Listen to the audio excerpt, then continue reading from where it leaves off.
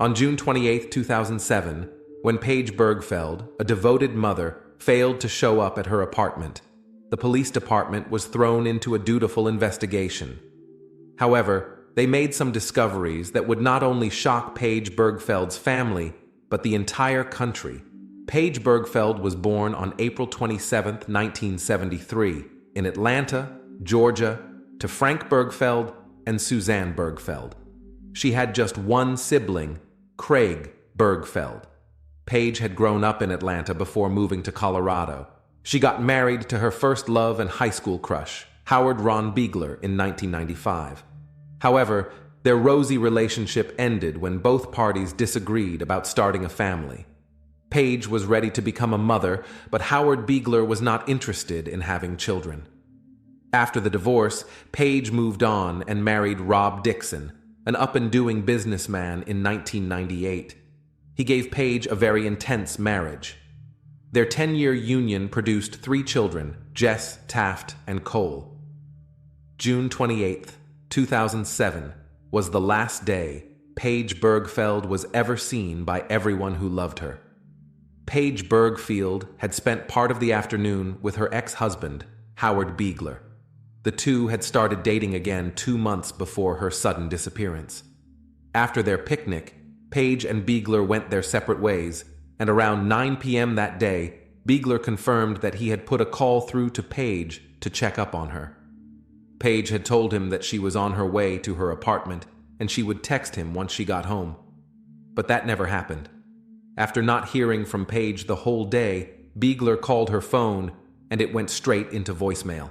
That fueled Beigler's fear, as it meant that Paige's phone was either switched off or unreachable.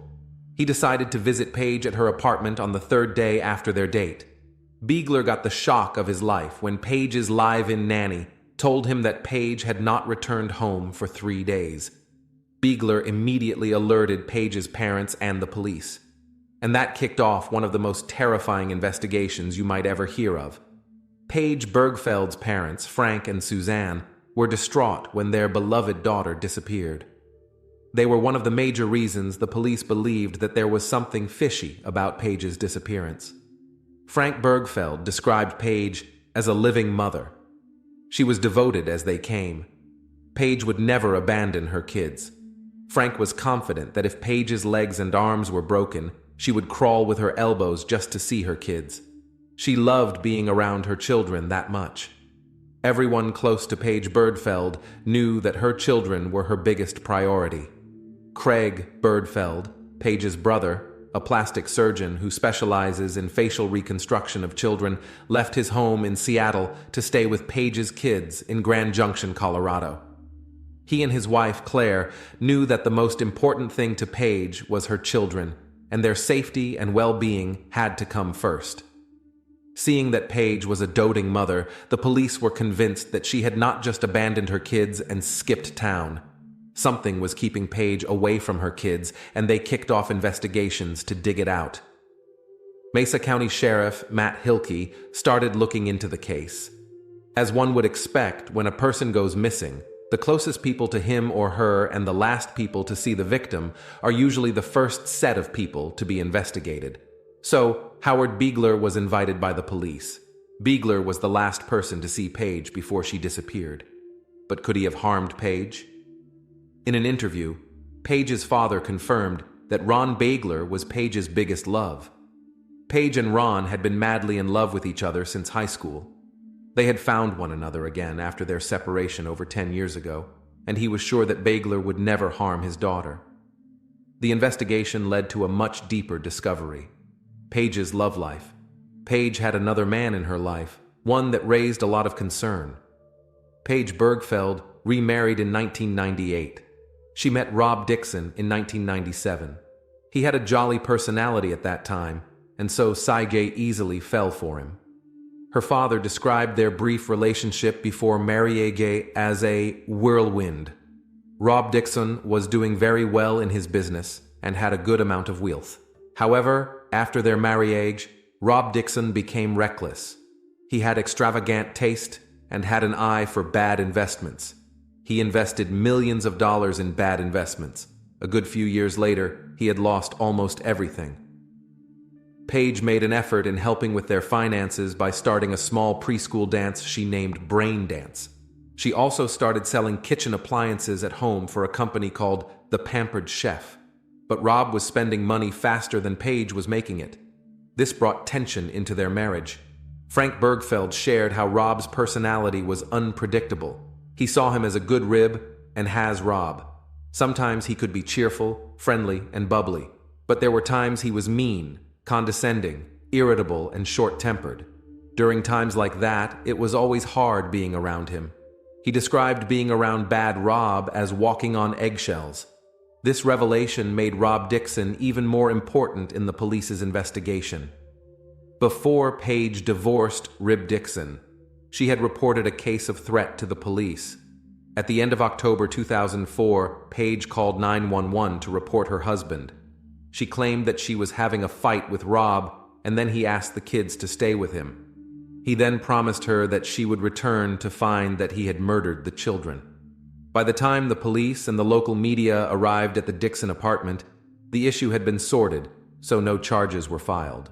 However, a year later, Paige Birgfeld reported another disturbing incident to 911. She and Rob fought, and he pushed her to the ground while she was carrying their baby, and still went ahead to punch her in the stomach. The police arrested Rob this time, but he was released after he completed a course in anger management.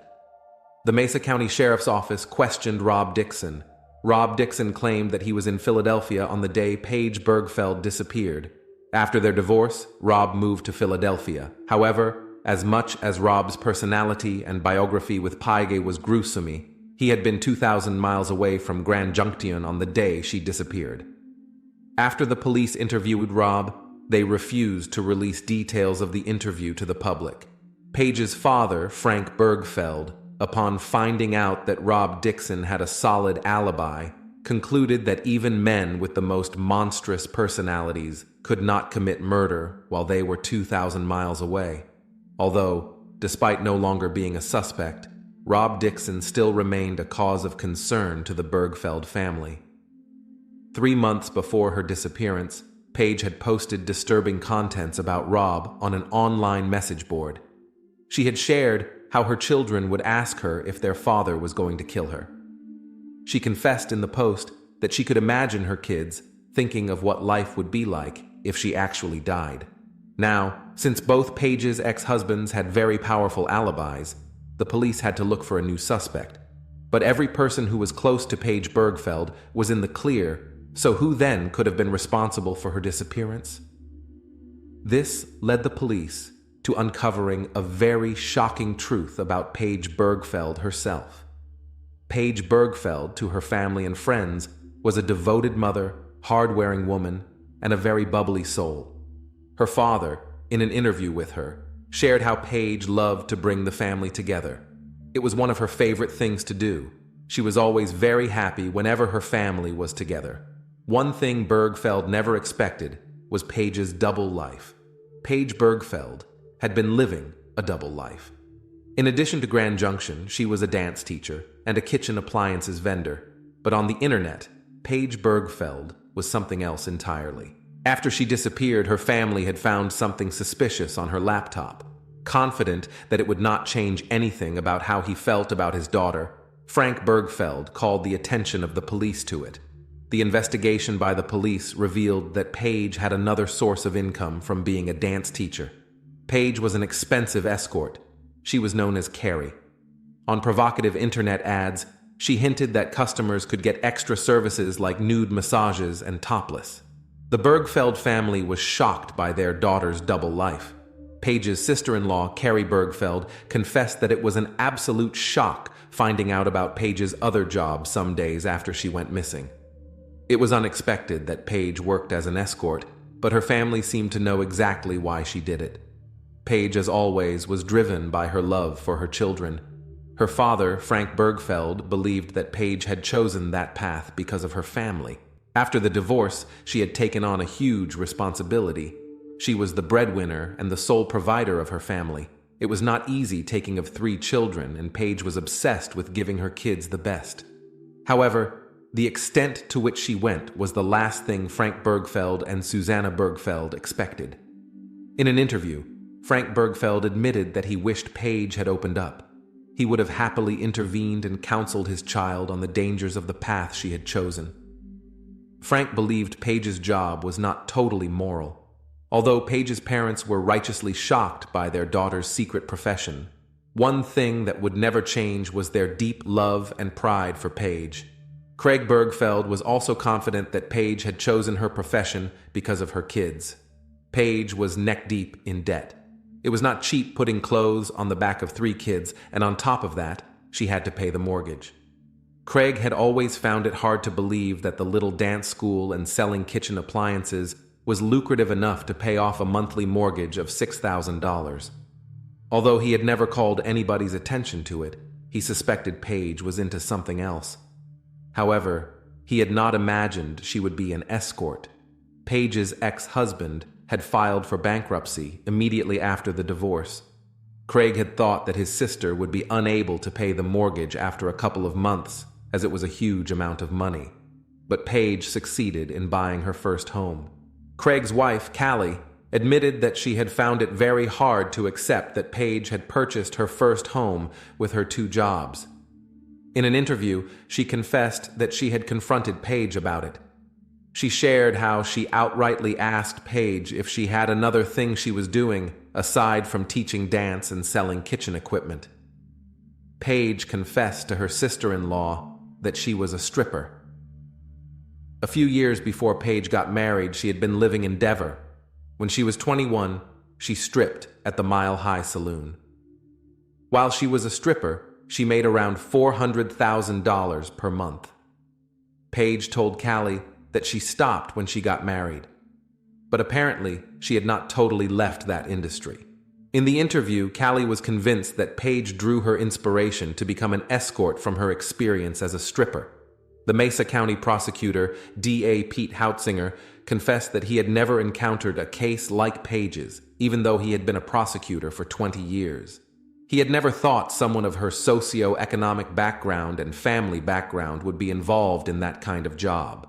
Hautzinger admitted that Paige Birgfeld looked exactly like what a responsible and doting mother should be, so it was a huge shock that she lived a double life.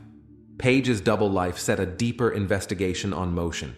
Paige's parents knew that the new discovery was going to be very instrumental in finding out what truly happened to Paige.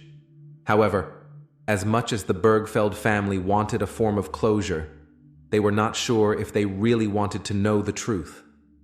Craig Birgfeld had shared his fear after a concerned Grand Junction resident, Connie Fluke, organized a search team to find Paige Birgfeld.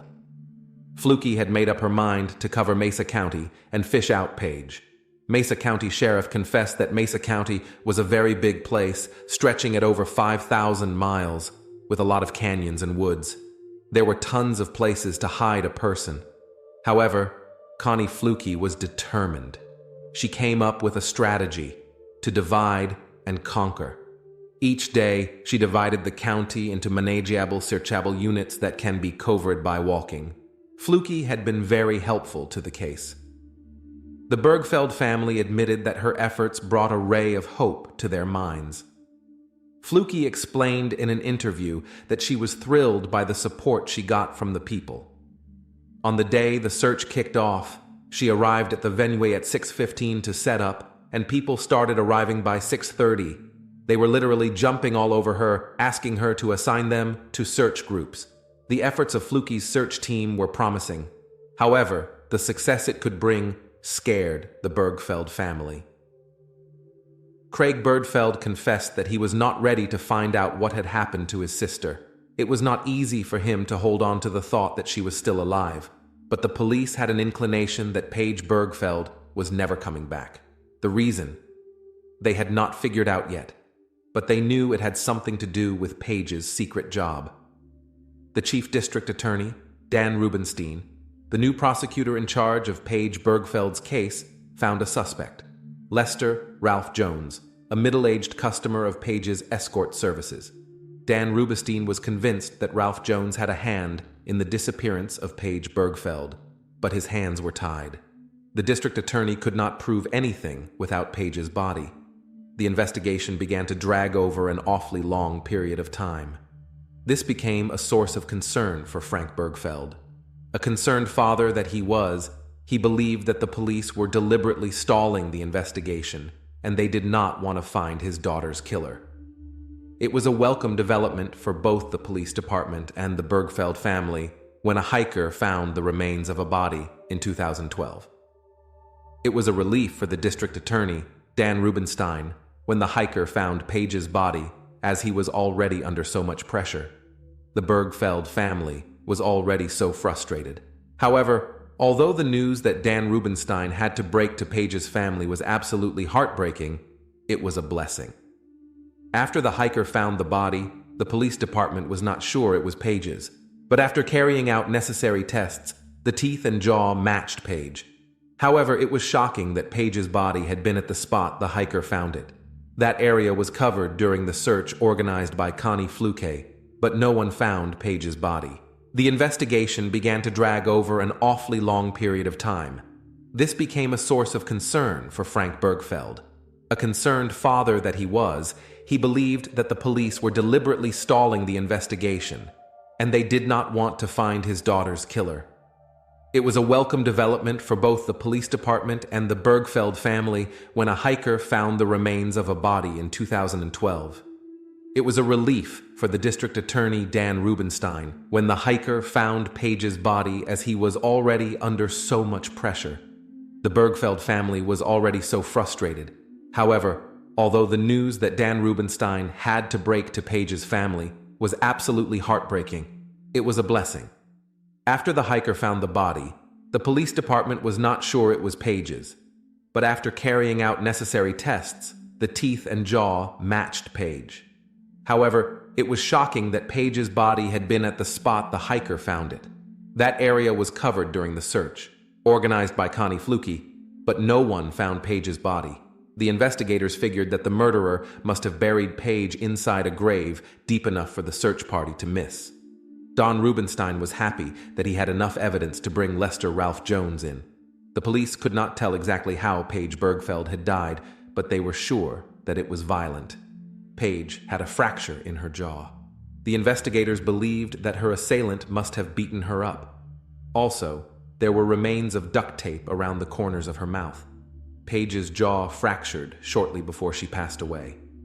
This discovery made the items found during the search organized by Connie Fluke make sense. Pieces of documents were found scattered along the highway. Some of the documents had Paige's name, while others had her kids' names.